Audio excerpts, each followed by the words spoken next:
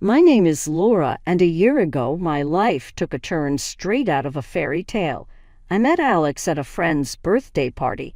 He was charming with a smile that could light up the room. Before I knew it, we were dating. Fast forward to now, and we're engaged, planning our wedding in 3 months. I'm 24 and live in my small but cozy apartment. It's not much, but it's mine. Alex still lives with his mom, Mrs. Wilson, in their family home. We've talked about buying our place after the wedding, a dream I often find myself lost in. Mrs. Wilson is quite a character. She always calls Alex, even when we're on dates. It's like she has a sixth sense for when we're together. I've tried to see it as a mother's love, but it can be a bit much. 3 months before the wedding, Mrs. Wilson called me with an offer I never expected. "Laura, dear," she began in her usual formal tone, "I think it's time you start learning how to be a proper wife and mother for my Alex." I remember pausing, unsure of what to say. Mrs. Wilson, I'm not sure I understand." "It's simple," she continued. "You'll come over to our house every day for the next 3 months. I'll teach you everything you need to know about running a household." I was taken aback. This was not what I expected. "Every day after work?" I asked. "Yes, dear. It's for your own good and Alex's, of course." I hesitated, but part of me didn't want to start off on the wrong foot with my future mother-in-law. "Okay, Mrs. Wilson, I'll give it a try." "Oh, wonderful. Alex will be so pleased. See you tomorrow evening, then." I hung up the phone, a mix of nerves and uncertainty churning in my stomach. Little did I know this was the beginning of the most challenging 3 months of my life. "Are you sure about this, Laura?" my best friend Sarah asked later that day. We were sitting in my tiny living room, a half-eaten pizza between us. "I don't know, Sarah. It seems important to Mrs. Wilson, and Alex thinks it's a good idea, too." Sarah frowned, looking concerned. "Just be careful, Laura. This sounds like a lot." I nodded, trying to shake off the worry. "I'll be fine. It's just for a few months, right?" But as I would soon find out, those few months would change everything. The next few weeks blurred into a routine I never imagined I'd be in. Every day after work, I dragged myself to Mrs. Wilson's house. The moment I stepped through the door, it was like entering a different world. "Laura, you're here." "Good." Mrs. Wilson would greet me, barely looking up from her knitting. "Let's start with dinner. I expect you to cook something nice for us." The kitchen became my battleground. I was never a bad cook, but under Mrs. Wilson's critical eye, I felt like a complete novice. "This is how you chop onions? My goodness, girl, you're slow. And watch your fingers," she chided, making me even more nervous. One evening, as I struggled to get the seasoning right for a stew, Alex walked in. I hoped for some support or at least a kind word. "Smells good, Laura," he said casually, grabbing a soda from the fridge. "Thanks," I replied, trying to sound cheerful. "I'm just trying to get it right.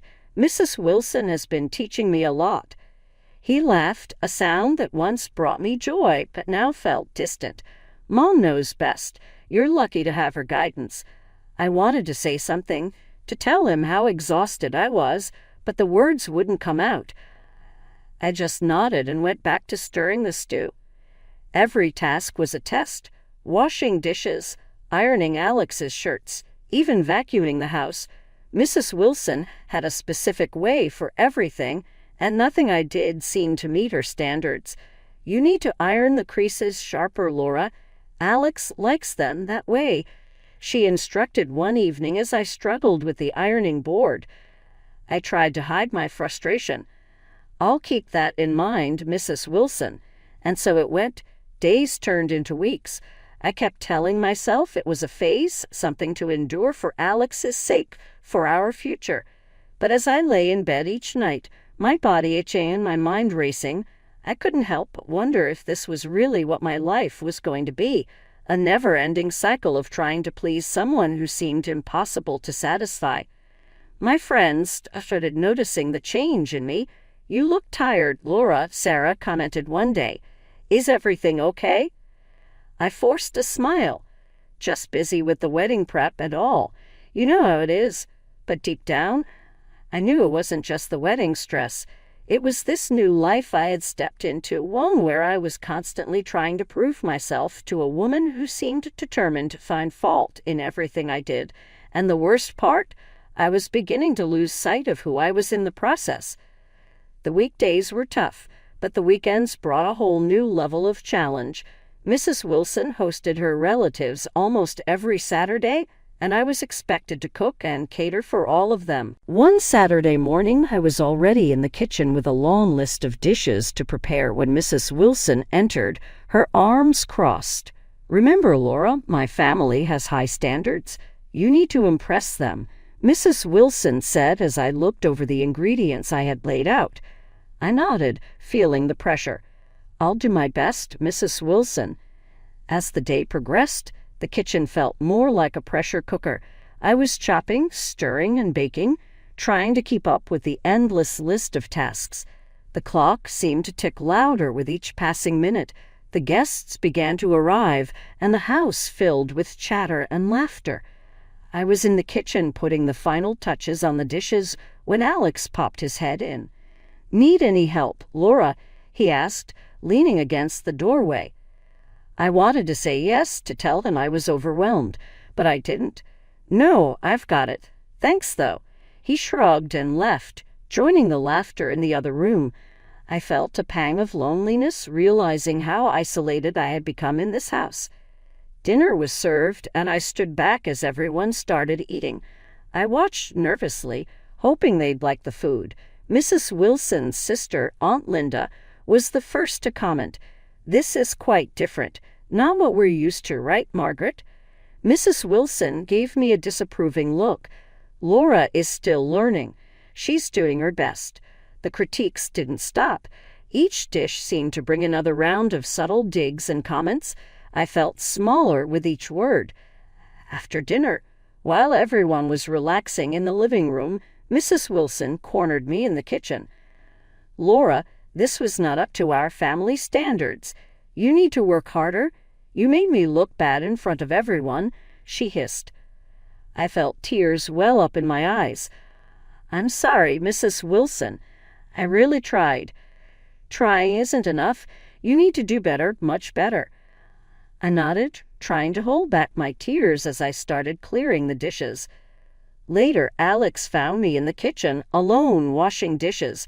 "Hey, don't take it to heart.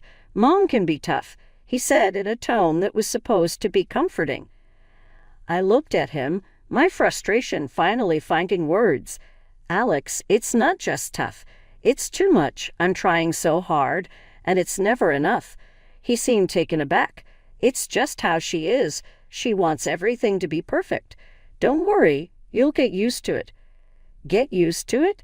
Those words echoed in my head as I went to bed that night. Was this what my life was going to be? Constantly trying to meet impossible standards and losing myself in the process. The thought scared me more than anything. Just when I thought things couldn't get tougher, they did.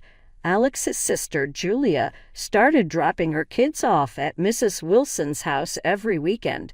Julia had 2 kids, a 4-year-old boy, Max, and a baby girl, Lily. Looking after them became my responsibility. One Saturday morning, Julia breezed in with the kids in tow, her casual demeanor in stark contrast to my growing anxiety. "Hey, Laura, great you're here. The kids will be your little project for today," Julia said, barely giving me a chance to respond. All day?" I asked, trying to mask my surprise. "Yeah, I have a ton of errands. You don't mind, right?" Julia didn't wait for my reply, swiftly heading out the door. There I was with 2 kids, in addition to the usual weekend chores. Max was energetic and needed constant attention, while Lily needed her diaper changed and bottle fed. Juggling between them and the kitchen was exhausting. Mrs. Wilson was of no help. "You need to learn, Laura.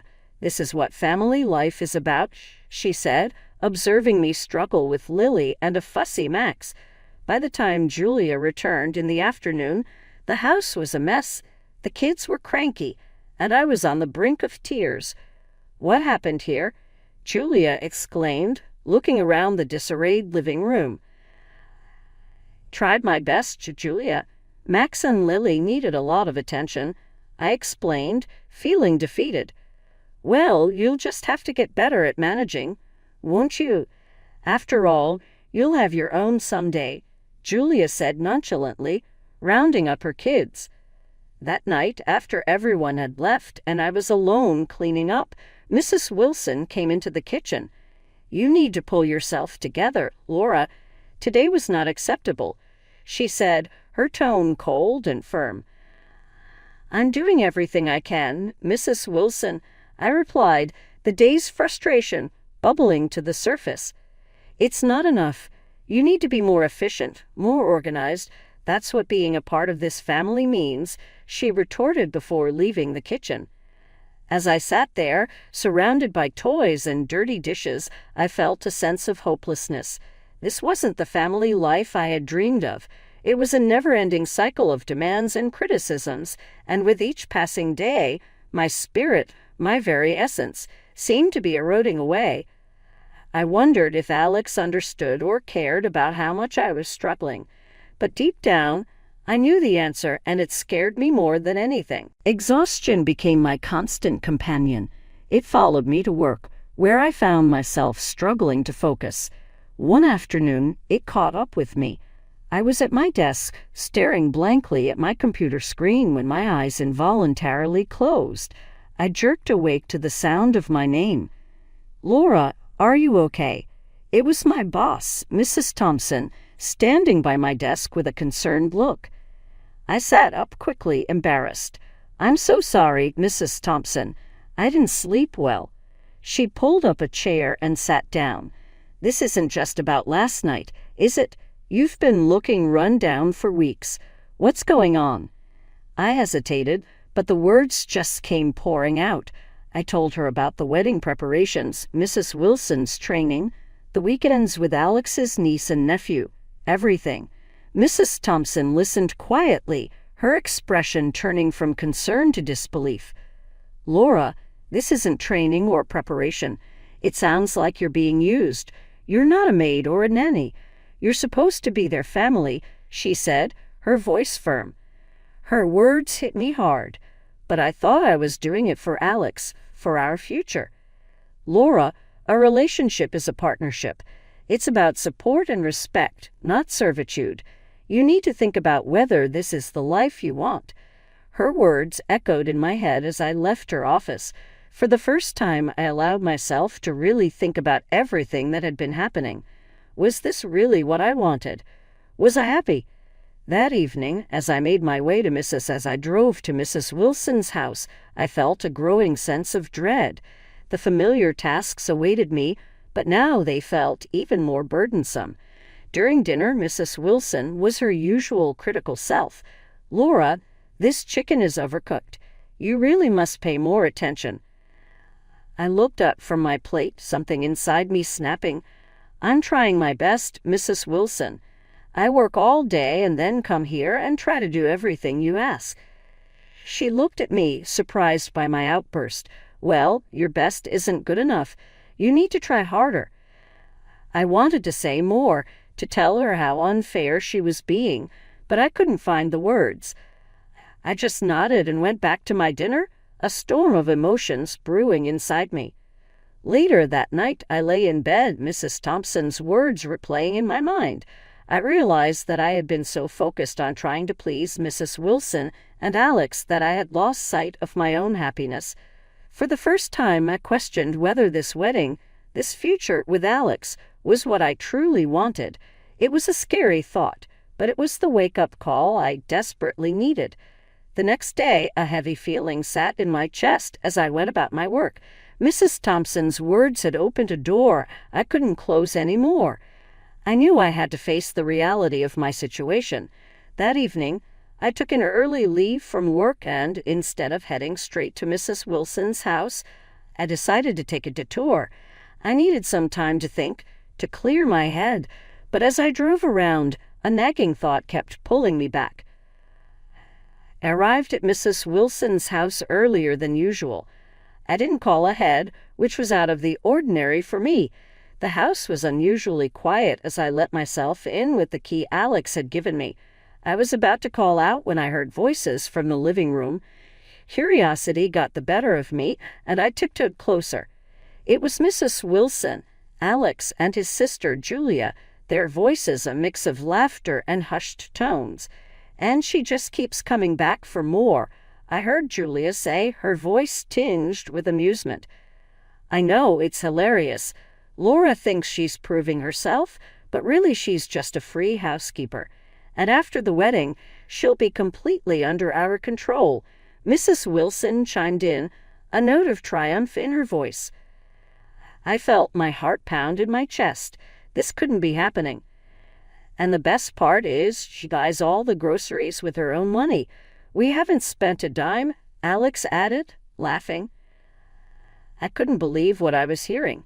My Alex, the man I loved, was in on this too. I stepped into the living room, unable to contain my shock and anger. How could you? I blurted out. The three of them turned to me, their expressions shifting from amusement to shock. Laura, how long have you been standing there? Mrs. Wilson stammered. Long enough, I said, my voice shaking. I can't believe I fell for all of this. I thought we were a family.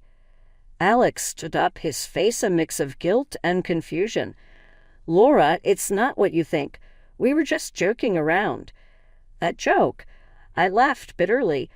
I've been slaving away for months, thinking I was building a life with you, and you were all laughing at me. Mrs. Wilson tried to interject. Laura, dear, you're overreacting. We only wanted the best for you. The best for me? By treating me like a servant, by making fun of me behind my back? I couldn't hold back the tears. Julia was quiet, avoiding my gaze, while Alex seemed at a loss for words. I thought I was joining a family.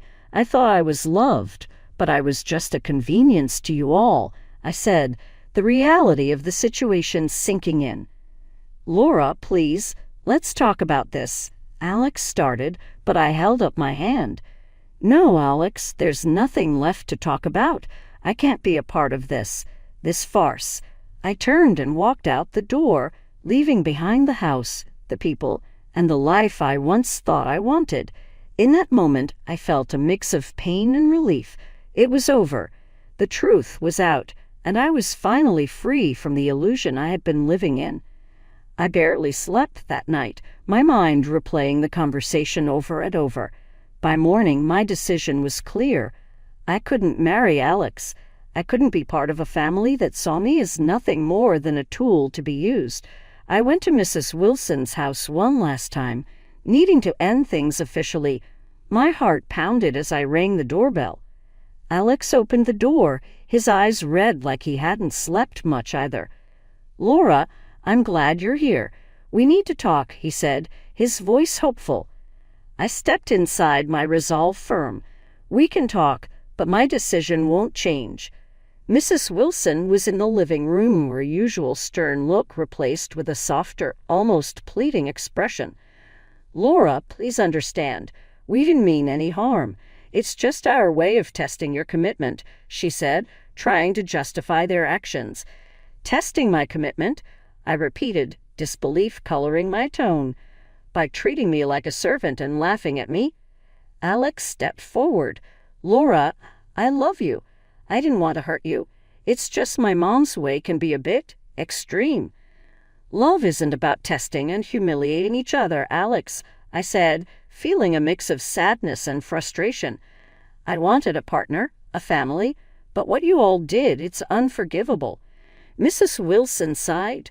Laura, think about the wedding, the plans, the money we've spent. I am thinking, Mrs. Wilson, about my dignity, my self-respect. The wedding is off. I can't marry into this family. Alex's face fell, his earlier hopefulness vanishing. But Laura, we can fix this. Please don't make a decision in anger. It's not anger, Alex. It's realization. Realization that I deserve better, I said, my voice steady despite the turmoil inside. Mrs. Wilson stood up, her demeanor changing. You're making a big mistake, Laura. You won't find someone else who will treat you as well as we would have. Almost laughed at the absurdity of her words. I'd rather be alone than with people who don't respect me. Turning away from them, I walked to the door. Alex followed, his pleas fading with each step I took. Laura, please, he called out. I stopped, turning to face him one last time. Goodbye, Alex. I hope one day you understand why I had to do this. Walking away from Alex and his family felt like shedding a heavy burden. But it didn't end there. My phone became a constant reminder of the ties I was trying to cut. Alex and Mrs. Wilson kept calling, each time with a new plea or demand. One evening, as I was unwinding from work, my phone rang. It was Mrs. Wilson. I took a deep breath and answered. Laura, you'd have to pay us back. We spent a fortune on the wedding arrangements, she demanded, her voice sharp and unyielding. Couldn't help but feel a mix of anger and disbelief. Mrs. Wilson, I'm not responsible for the expenses you chose to make. Consider that money a lesson learned, or maybe a rehearsal for Alex's next wedding. There was a pause on the other end, followed by a huff. You're being unreasonable, Laura. I think I've been more than reasonable all this time, I replied, my voice steady. Goodbye, Mrs. Wilson. I hung up, feeling a sense of empowerment. The calls from Alex were harder. He was apologetic, his voice laced with regret. Laura, please. I was wrong. I let Mom and Julia influence me too much. We can still make this work, he pleaded during one of the calls. Alex, it's too late. I can't be with someone who didn't respect me enough to stand up for me, I said, the finality in my voice clear. But I love you, Laura. I really do, he insisted, his voice cracking. I deserve to be loved better, Alex. Take care of yourself. With that, I ended the call, knowing it was the last time we would speak. The following days were a mix of emotions. There was relief, but also a sense of loss for what could have been. But as I reconnected with friends and dove back into my hobbies and work, I felt a renewed sense of self. One evening, while painting in my living room, I realized something profound. I was stronger than I ever gave myself credit for. I had stood up against manipulation and disrespect, and in doing so, I had found my own voice. I didn't know what the future held, but I was optimistic. For the first time in a long time, I was excited about the possibilities ahead. This was my new beginning, and I was ready to embrace whatever came my way.